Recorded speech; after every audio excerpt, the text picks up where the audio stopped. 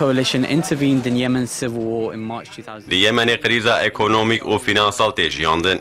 Hikûmetê qerar da ku ji bo qaçaxtiya dovîza neyê kirin, şandina pereyan li ser hesaba tê sekinandin. Saudi Arabia stepped in following Serokwezîrê Welêd Muîn Abdulmelik û Serokê Bankaya Naved hatin balhevdû.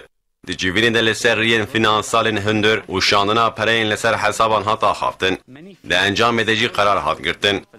Serokwezîrê Welêd Abdulmelik wiha got, ji bo pêşa qaçaxtiya dovîzan bên girtin, me qerar girtiye ku bila şandina pereyan li ser hesab û muameleyên finansal bên sekinandin û sînordar kirin.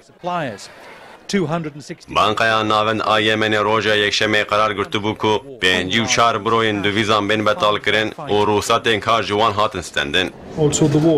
Bêgavê Yemen di nav lepê birçîbûn û krîzeka mezin de mücadeleya heyatê dide. Dolarekî Amerîkayê bûye 1380 riyalê Yemenê.